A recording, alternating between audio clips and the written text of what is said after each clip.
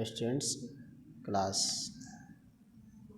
10th 28 जुलाई 2001 maths में exercise 7.4 में ऐच्छिक प्रश्नावली में क्वेश्चन समझा।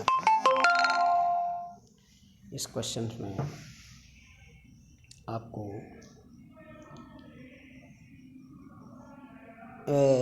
प्रश्न ये है कि एक त्रिभुज ABC के शीर्ष A 4,6 B 1,5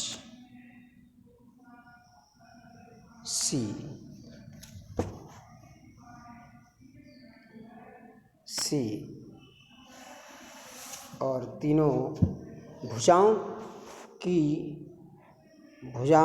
AB और AC DE पर प्रक्षेपित करता है, तो AD/AB बराबर AE/AC इक्वल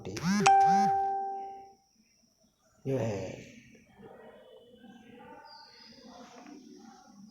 1/4। तो त्रिभुज ADC का क्षेत्रफल ज्ञात कीजिए और इसकी तुलना ABC से भी कीजिए। देखिए AB/AD AD/AB बराबर 1/4 और AB/AD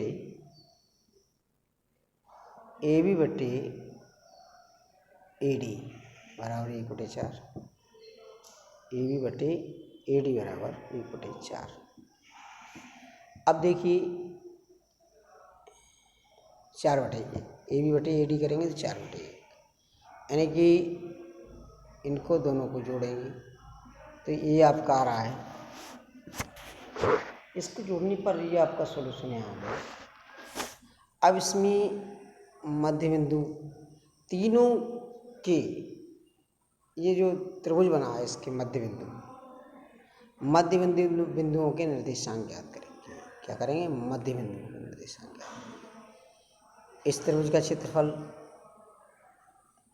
बिंदु D के निर्देशांक, बिंदु E के निर्देशांक D और E के निर्देशांक ज्ञात करेंगे। अब कैसे ज्ञात करेंगे?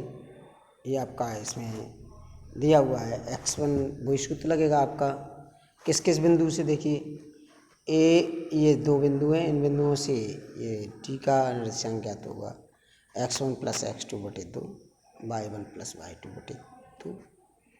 ये दोनों का मध्य बिंदु निकल जाएगा और आपका इधर ये दो बिंदुओं से E वाला मध्य बिंदु निकल जाएगा। ADE क्षेत्रफल। अब तीनों बिंदु इसके प्राप्त हो गए आपको। किसके? AD के भी हो गए, E के भी हो गए। अब ये दोनों त्रिभुज आपको दिख रहे हैं ADE और बड़ा त्रिभुज ABC है ही। तो अब बड़े त्रिभुज का क्षेत्रफल अब कितना अनुपात है? अब त्रिभुज का क्षेत्रफल ज्ञात करना है। त्रिभुज के क्षेत्रफल को निकाल करके इसको आपको इस प्रकार से व्यवस्थित करके सॉल्यूशन जो है आपको करना है। इसमें आप इस प्रकार से ये जो है आपके दोनों त्रिभुजों का क्षेत्रफल जो इस प्रकार से 1/16 जा करके आ जाएगा। इस प्रकार से हम इन क्वेश्चंस को इस प्रकार से सॉल्यूशन इसका निकालते हैं अनुपातिक प्रश्न का, और इसका निकालने के पश्चात इसका सॉल्यूशन इसको आप ठीक से इसमें जैसे मान लीजिए जो मध्य बिंदु हैं उसके निर्देशांकों को हमने लिखा है, तो ये आ गया, इसका निर्देशांक ये आ गया 19/4, ये आ जाएगा। अब इसमें फिर त्रिभुज इसका मध्य बिंदु निर्देशांक दूसरे निर्देशांक E के मध्य बिंदु, तीनों के मध्य बिंदु निर्देशांक निकल गए। अब ये तीनों निर्देशांक मध्य बिंदु निकल गए। अब हमारा ये जो है हम इसको इसमें भुजाओं के माप निकाल देते हैं। तो ये जाकर के हमारा आ जाएगा ये वाला। अब इसका अनुपातिक लिख देते हैं। अनुपातिक लिख देंगे तो आपका ये जाकर के ये सॉल्व हो जाता है और सॉल्यूशन के हिसाब से इसको हम सॉल्व करते हैं। इसको सॉल्यूशन करेंगे। इसको सॉल्व करने के लिए आपके लिए इस प्रकार की क्वेश्चंस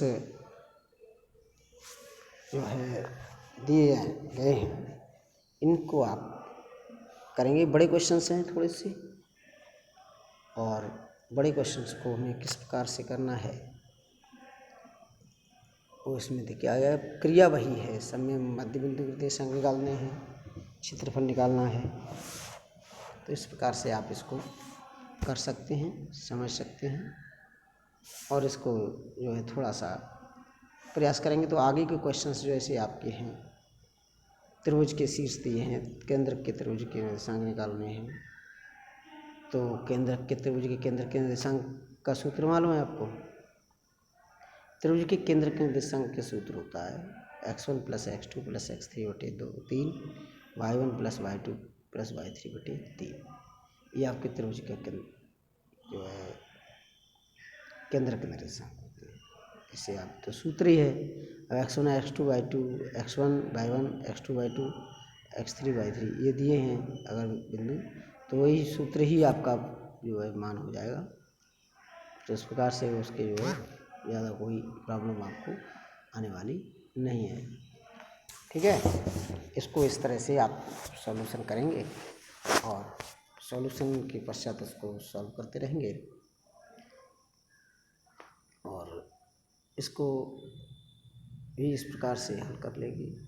अब ऐसे क्वेश्चन नंबर 10, जैसे 10 हमने क्वेश्चन नंबर आपको 9 कराया था, इसी प्रकार से क्वेश्चन नंबर 10 पूरा क्वेश्चन 10 इसी प्रकार से आपका है। और उसको इस प्रकार से ही जैसे कि दिया गया है प्रश्न। 10वां प्रश्न है, बिंदु दिए हैं, एक त्रिभुज के शीर्ष हैं, इसी से जाने वाली माध्यिका BC D से मिलती है, BC D से मिलती है, और बिंदु D के निर्देशांक ज्ञात कीजिए तो मध्य बिंदु के निर्देशांक हो जाएंगे हैं। और ऐसे AD पर स्थित बिंदु P के निर्देशांक ज्ञात करनी है। AP अनुपात PD बराबर 2:1।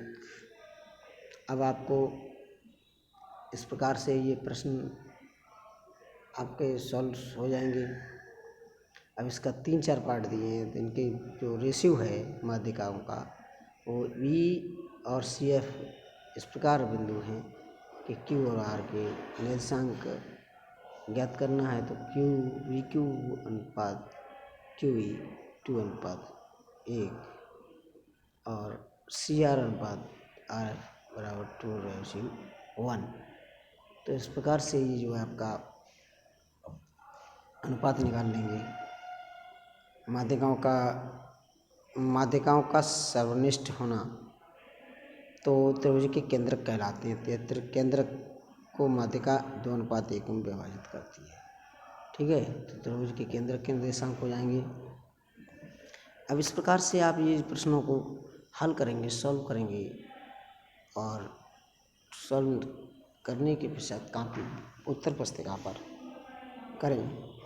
अब जैसे 12वें क्वेश्चन में है, यदि बिंदु A 1, -2, 2, 3, 1, 2 और D बराबर -4, -3, तो PQRS ABCD है एक, PQRS इनके भुजाओं के मध्य बिंदु हैं। अब PQRS जब एक दूसरा वर्ग या आयत बनेगा तो PQRS के जो बिंदु होंगे वो मध्य बिंदु निर्देशांक निकालेंगे। चारों बिंदु में मध्य बिंदु के P के निर्देशांक मध्य बिंदु PQRS एक आयत या वर्ग बनेगा, उसको बनाएंगे।